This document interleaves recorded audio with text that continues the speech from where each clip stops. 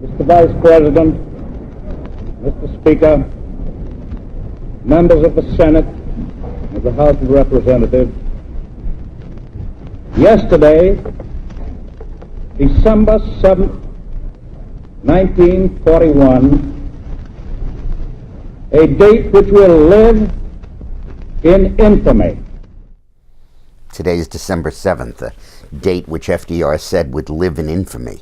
It's the anniversary of the attack on Pearl Harbor, one of the most vicious events in our entire nation's history. So I thought in today's history video, I'd review some of the things that led up to Pearl Harbor and the consequences that flowed from it. The first thing to understand is what role FDR played in Pearl Harbor. He did not know that the attack would come on in Hawaii. He did not know that it would wipe out half of our Navy. He did not know that it would kill 3,000 Americans. But FDR damn well did know that the oil embargo he was imposing on Japan would force Japan to start a war with the United States.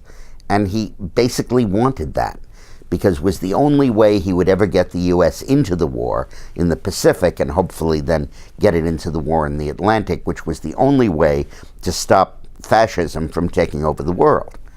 So what Roosevelt did was when Japan invaded China, he imposed an oil embargo on Japan.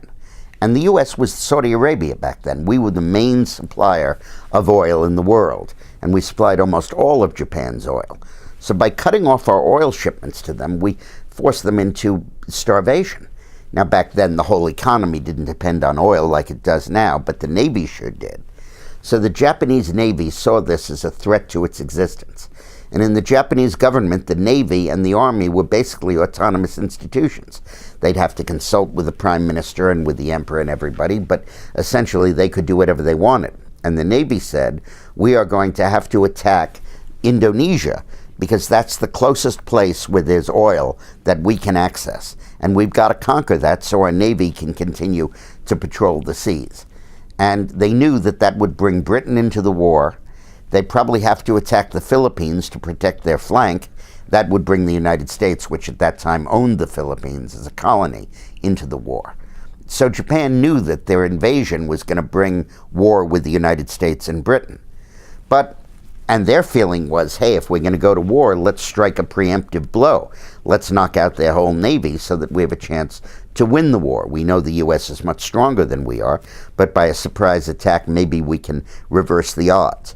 And Japan historically had always started its wars with a surprise attack. In the Russo-Japanese War of 1905, it began it with a surprise attack on Port Arthur that wiped out much of the Russian Navy. And Roosevelt was not doing anything to discourage that. He was negotiating for peace, but he knew darn well that Japan would not withdraw from China, and that was the sine qua non for his eliminating the oil embargo, which would have stopped Pearl Harbor from happening. Now, after Pearl Harbor happened, the public didn't know the true extent of it. The newspapers said one battleship had been sunk, and then they said another one was damaged but being repaired. In fact, almost a dozen battleships were either permanently sunk or put out of commission for a long time. And the United States Navy was basically reduced to 4 aircraft carriers. That was the whole Navy in the Pacific Ocean.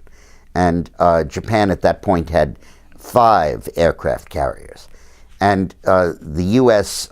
used its carriers to fight Japan in the Battle of the Coral Sea right after Pearl Harbor and sank one of the Japanese carriers.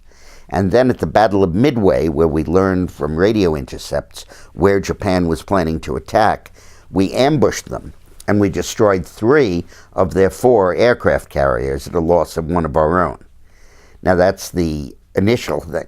The postscript on that is between that date and the end of World War II, Japan built 9 more aircraft carriers, and the United States built 110. So that was this massive industrial power coming to bear. And basically the battleships that were put out of commission were obsolete. Nobody knew it at the time, but the future of naval warfare would be by airplanes. You would attack ships you'd never see and sink them, and they would attack you and you'd never see them. And the only way you could hit them was with airplanes, sort of the longer range artillery that bombers afforded. So that's Pearl Harbor. Now, of course, the political effect of Pearl Harbor was to end isolationism in the United States. This was a majority movement, not a fringe minority, a majority that said, keep out of these wars, keep out of Europe. We have two oceans to protect us. Nobody can hit us here. Don't bother us with this stuff. And when Pearl Harbor happened, it was like a complete flip. You remember 9/11, where a lot of the country was not paying attention to terrorism, didn't take it seriously, and then after 9/11 everybody did. But it wasn't like they were against fighting terrorism before 9/11, they just didn't take it seriously. But Pearl Harbor reversed an inveterate political isolationism and changed it forever in American politics. Thanks a lot.